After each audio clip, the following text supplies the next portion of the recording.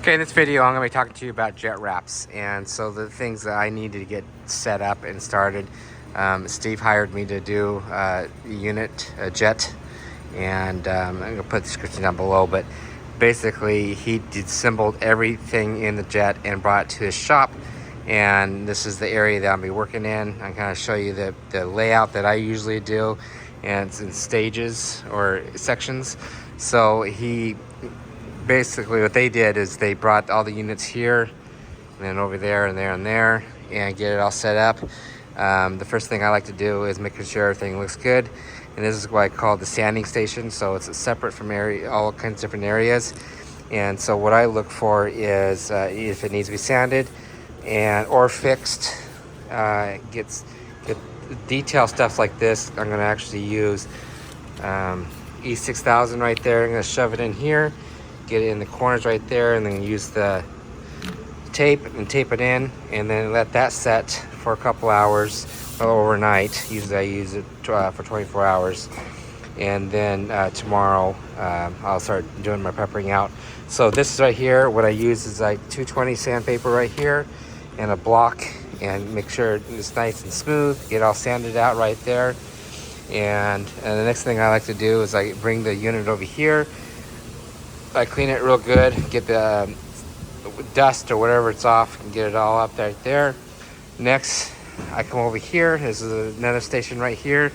I use ginger guards and this little guy right here.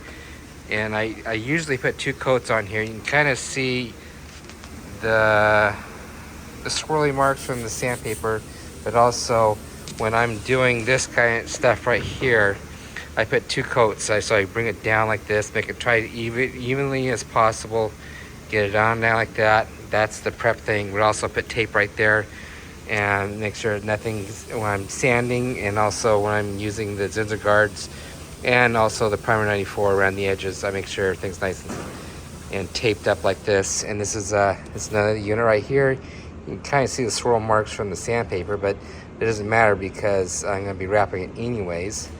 That right there. So this is actually it's 2 coats right here on this one here on the ginger guards. So you can kind of see we need very important is to prep it out first as good as possible and smooth. It's as smooth as possible. The ginger guards actually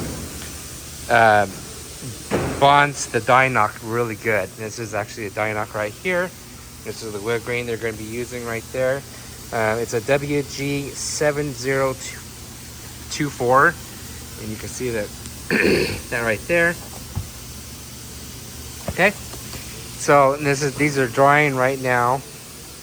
This is the workstation right here, and again I'm double checking everything. Prime example of double checking everything, getting everything set up is this part right here was lifting up the whole part right there. So what I did is I'm going to use Bondo. I'm going to do 2 coats of Bondo. This is the first coat of Bondo, but also remember I was talking about this thing was lifting up a little bit. So when it lifts up, I'm going to use the E6000, tape it down, and then tomorrow I'm going to do that. And a little Bondo right there. So you can kind of see the detail stuff right here. This is not totally sanded out yet, but I'm going to be sanding it out. This is the next stages right here. So there's lots of things that need to get done before doing that. So another example is if I could put my finger over there so I can kind of feel the bump or any kind of thing like there. I try to do is sandpapering it down. I have a block over here. I'll show you real quick. So that's that one little example. And I use this guy right here, and I sand it down. And you can kind of see where it's at. So I keep on sanding until it's completely smooth. And again, once that is done, I'm going to clean it, ginger guard it twice, and then right before I start doing the wrap, I put primer 94 around these edges. So prepping out is very important. So that's it right there. So stay tuned. It's go time for me, so I'm just going to keep going on this one, but I just want to show you the process that I go through when we're wrapping jet wraps and the proper way to do it and everything. So that's it right there. Okay.